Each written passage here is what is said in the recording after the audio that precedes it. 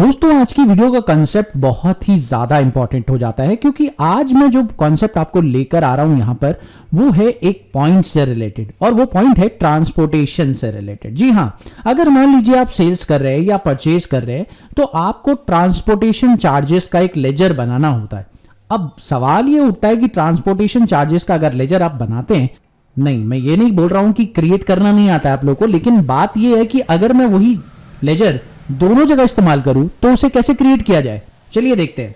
मान लीजिए मैं यहां पर सेल्स के अंदर ट्रांसपोर्टेशन का लेजर क्रिएट करता हूं। ट्रांसपोर्टेशन का लेजर मैंने क्रिएट किया। अब देखिए यहां पर मैं इसे इनडायरेक्ट, तो चलिए एक बार इसको इनडायरेक्ट इनकम रख के देख लेते हैं। बिकॉज आप जानते हैं सेल्स के अंदर मैं इसे रख रहा हूं तो इनडायरेक्ट इनकम ही होगा, क्योंकि सेल्स के अंदर जो कलेक्शन होता है वो इनडायरेक्ट इनकम होता है। क्लियर, यहां पे तो कोई दिक्कत नहीं है। अब मान लीजिए इस पे जीएसटी एप्लीकेबिलिटी भी कर देते हैं, कोई दिक्कत नहीं, चलिए बात समझ में आती है। उसके बाद मान लीजिए मैंने इस पे रेट भी सेट कर दिया 18%, वो भी कोई दिक्कत नहीं है।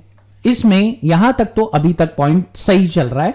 और अगर आप इस पे जीएसटी चार्ज करते हैं, जैसे सीजीएसटी और एचजीएसटी मैं लगाता हूं, अब दोस्तों देखिए जीएसटी आपका एप्लीकेबल हो चुका है। एक बार मैं ऑल्ट ए और ऑल्ट F1 से आपको इसका जीएसटी एप्लीकेबिलिटी दिखा देता हूं। तो देखिए दोस्तों यहां पर आप लोगों का ट्रांसपोर्टेशन चार्जेस लग रहा है, इसमें कोई दिक्कत नहीं है। लेकिन क्या अगर इसी ट्रांसपोर्टेशन के लेजर को मैं परचेज में इस्तेमाल करूं तो क्या होगा, लेट्स सी। कई बार ऐसा होता है कि मुझे ट्रांसपोर्टेशन वहां पर प्रोवाइड की जा रही है और मैं यहां पर ट्रांसपोर्टेशन दे रहा हूं, तो दोनों केस में एक ही लेजर इस्तेमाल हो सकता है क्या? चलिए एक बार देखते हैं।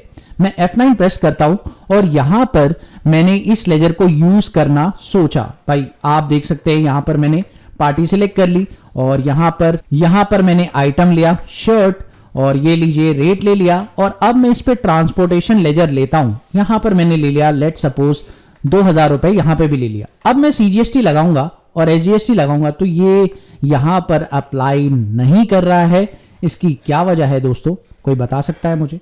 अब देखिए ऑल्ट ए करने पर और ऑल्ट F1 करने पर आप देख सकेंगे यहां पर तो शर्ट पर रेट ही स्पेसिफाइड नहीं है और ट्रांसपोर्टेशन के बारे में तो यहां कुछ दिखा ही नहीं रहा। क्यों नहीं दिखा रहा? जबकि ट्रांसपोर्टेशन आपने जीएसटी के अंदर कवर अप कर रखा है, फिर भी यहां पर नहीं दिखा रहा है उस पर कोई रेट। व्हाई? इसका रीजन क्या है? इसका रीजन यह है कि यहां पर आपको ट्रांसपोर्टेशन का एक नया लेजर बनाना पड़ेगा।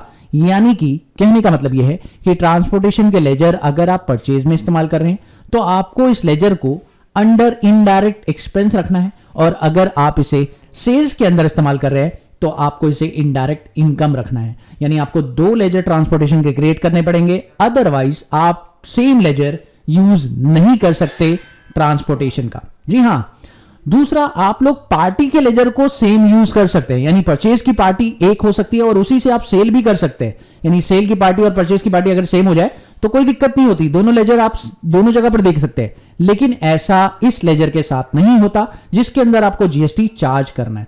तो ट्रांसपोर्टेशन लेजर को आपको इनडायरेक्ट इनकम में रखना है अंडर सेल्स, और अगर आप एक्सपेंस में बना रहे हैं तो आपको इसे दूसरा लेजर क्रिएट करके इनडायरेक्ट एक्सपेंस के अंदर रखना होगा। तो चलिए देख लेते हैं। अगर मैं यहां पर इनडायरेक्ट ट्रांसपोर्टेशन का लेजर बना रहा हूं और ट्रांसपोर्टेशन के लेजर को एक्सपेंस रख लेता हूं, इनडायरेक्ट एक्सपेंस, तो दोस्तों क्या होता है?